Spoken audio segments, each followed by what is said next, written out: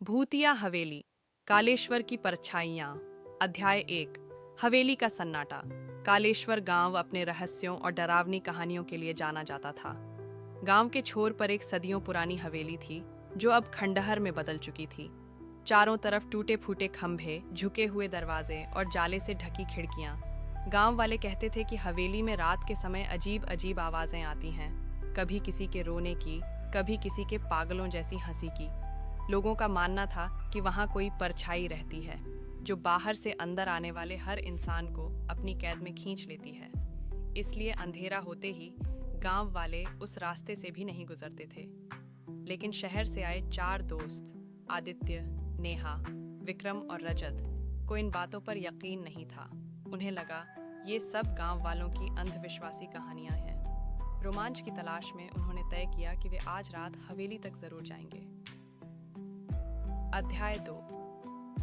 टूटी चौखट के भीतर रात के 10 बजे पूरा गांव सो चुका था। चांद बादलों के पीछे छिपा हुआ था। चारों दोस्त टॉर्च और मोबाइल की रोशनी लेकर हवेली के गेट तक पहुंचे। गेट पर झंग लगी जंजीर टंगी थी, जो अपने आप हिल रही थी, जैसे उन्हें बुला रही हो।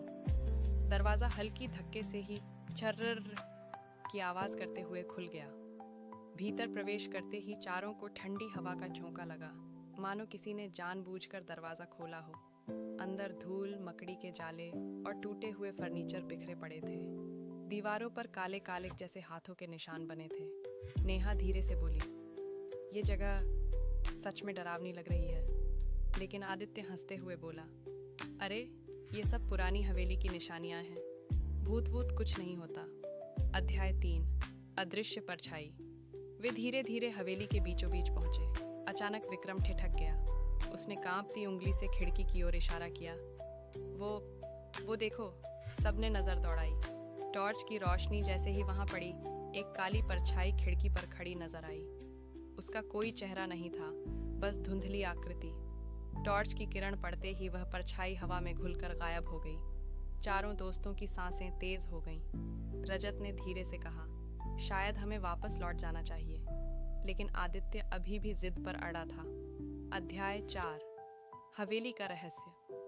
हवेली के एक कोने में पुरानी अलमारी रखी थी। रजत ने जिज्ञासा में उसे खोला तो भीतर से एक धूल भरी डायरी मिली। उसने पन्ने पलटने शुरू किए। डायरी हवेली के मालिक ठाकुर रुद्र प्रताप की थी।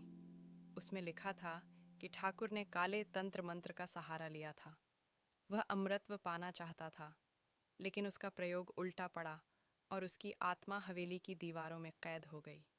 डायरी की आखिरी पंक्तियां खून से लिखी थीं, जो भी इस हवेली में प्रवेश करेगा वह मेरी परछाइयों का हिस्सा बन जाएगा। नेहा के हाथ से डायरी गिर गई। तभी हवेली की दीवारों से धीमी धीमी कराहटें आने लगीं। अध्याय 5। मौत की दस्तक। अचानक हवेली की सभी खिड़कियां एक साथ बंद हो गईं। हवा इतनी तेज चली कि चारों के टॉर्च बुझ गए। अब बस अंधेरा और सिसकियों जैसी आवाजें थीं। दरवाजों पर जोर जोर से कोई दस्तक देने लगा। धड़ाम धड़ाम। नेहा चीख उठी जब उसे लगा कि किसी अदृश्य हाथ ने उसकी गर्दन पकड़ ली है। वह जमीन पर गिर पड़ी। आदित्य और रजत उसे संभालने लगे, लेकिन तभी विक्रम अचानक गायब हो गया। उसकी आखिरी चीख हवेली की गूंज में समा गई। अब सिर्फ 3 लोग बचे थे। अध्याय 6। अंत।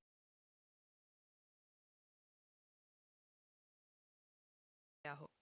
आदित्य ने पूरी ताकत लगाकर दरवाजा खोला और बाहर गिर पड़ा।